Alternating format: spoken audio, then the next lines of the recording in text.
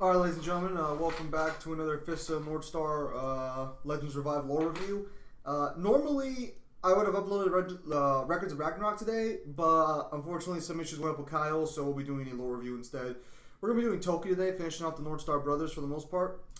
And I actually never used Super Rare Toki. When he came out to the game, he was like $150 because he was only part of VIP like until like 7 months into the game's life cycle, or not 7 months. I think we're close to.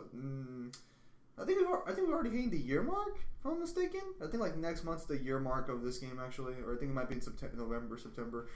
So that happened. Yeah, so he used to be paywall, super hard. Not sure fucking why though. Okay, so obviously, reviewing Toki here. Super rare. This is wrong. This is already fucking wrong because see, he's comparable to Rao. He's directly comparable to Keno.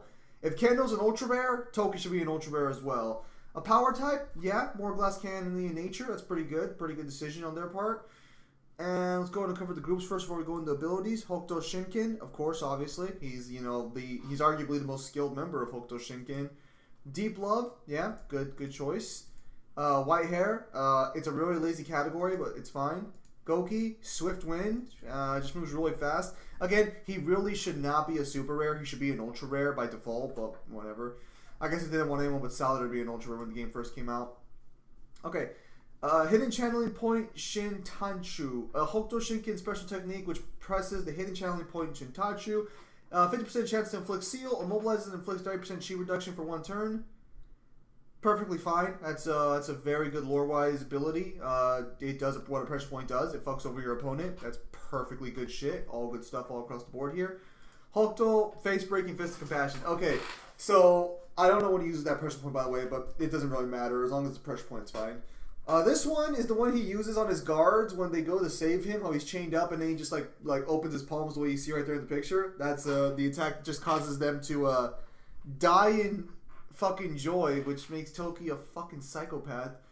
The Hokuto Shinken secret technique, which emits beams of chi that strike the hidden channeling points, the hidden Kensu. It kills painlessly filling victim's body with heavenly pleasure at the moment of death. This is like the creepiest fucking thing. Like if you watch the anime, it's the creepiest fucking death in the entire series. Increases own attack power by 15%, defense power by 30%, and crit rate per 15%. That's not super lore-wise in any way, shape, or form. Reduces target's attack power by 15%, defense power by 30% for 2 turns. Perfectly fine. He's actually really good lore-wise. Tenacious Gaze reduces defense power of all enemies during... Oh, is that what he does? Wow. That is a shitty fucking percentage. Holy shit, that is awful. Hang on a second. I actually want to see something here for a second. How does this go? Okay, so this is going to be just at 21. Okay, so that's still shit. That is god awful, but I didn't know he did that. That would have been super fucking good if it had a decent fucking percentage behind it. Perfectly fine. Honestly, all in all, this Toki here is really fucking good lore-wise. All the abilities are good, even the Tenacious Gaze. Yeah, you can easily see that for Toki. The only real thing stopping this Toki from being a 10 out of 10 lore-wise is the fucking super rare. He should be ultra rare. So I'm going to give him a 9 out of 10 because lore-wise, this character is accurate fucking amazingly. Okay, so now we're back with Buff Toki. This is the... Oh, I guess I should say this now for fucking the sake of brevity. The Toki you just saw is a version of Toki. Everything post the final fight with Rao. This Toki is the final fight with Rao and ultra rare. Excellent choice. That's where he belongs. Power, yeah, absolutely. Glass cannon in nature. Fist of Strength Toki, good title all across the board. His groups have not changed at all. Hokuto Shinken, makes sense. Deep Love, makes sense. And white hair. Again, lazy category, but it's fine. Momentary Strength. On your turn start, Chi 185. Okay, so... I kind of hate Toki a little bit, but it's not Toki's fault. It's more Juza's fault since I haven't reviewed Juza yet.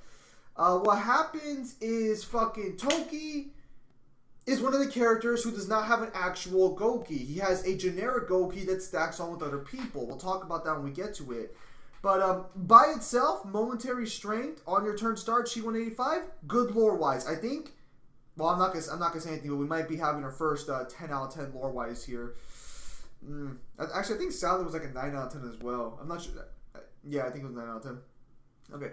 Gares all strength while inhaling, releases all while exhaling in an intensely focused attack as opponent. Damages an enemy, prioritizes enemies hit by a secret tech that turn. Oh, did I know that? Ignores 50% of target's defense power. That would explain a lot, actually.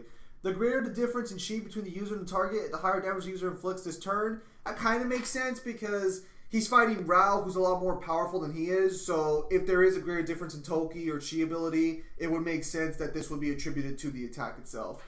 Max 60%. After the attack increases user's chi by 200, decreases target's chi by 200. Oh, I guess I forgot to mention this, but I think I mentioned this in my Rao review, but Rao's immune to chi manipulation. So this would also be helpful in explaining...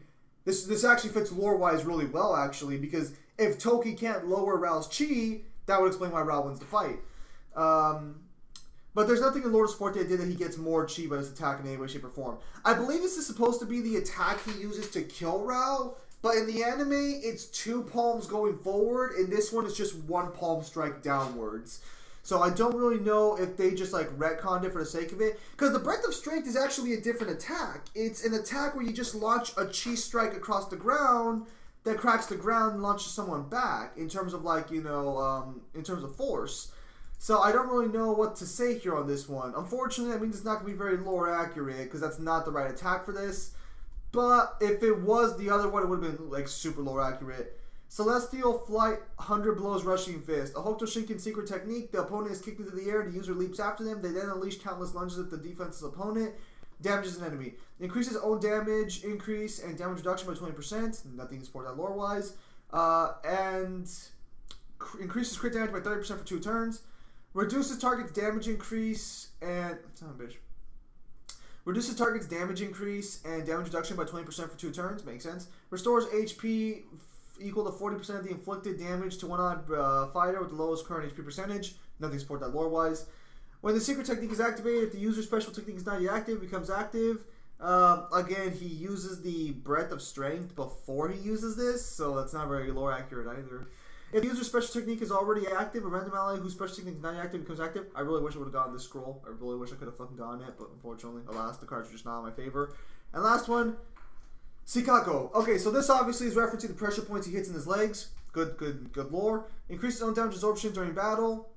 Increases own crit rate by 50% from turn 2 onwards. Reduces own crit rate by 10% per turn at the start of your turn. If 3 or more allies of the same Goki type, wind, fire, water, or earth, the user gains the effects of the Goki type, swift wind, raging fires, violent waters, or solid earth's effect at 50%. Alright, not bad, not bad. So basically he helps his teammates out, or like he uses their abilities against them, which would make sense, or uses like their abilities, you know, for himself, which makes sense. He uses the hard fist style here, which is Rao's technique, not his own. The user also counts as a fighter with that Goki type. The user's original Goki effects are not lost. If 4 or more allies have the same Goki type, wind, fire, water, or earth, including the user, for 2 turns, the damage reduction of all ally fighters increases, and the crit evasion rate is increased by 20%. Nothing to support that lore-wise. I really hate this because he's good, but the special attack and the team helping is not supported lore-wise in the slightest. They should have made him a selfish damage dealer to make him more effective. That's going to be a 7 out of 10 for me. The super rare version's a lot more lore correct and, you know, lore accurate than this one is. So with that said, ladies and gentlemen, thank you guys for your time as always. Have a nice day. I'll see you guys on the next stream or video.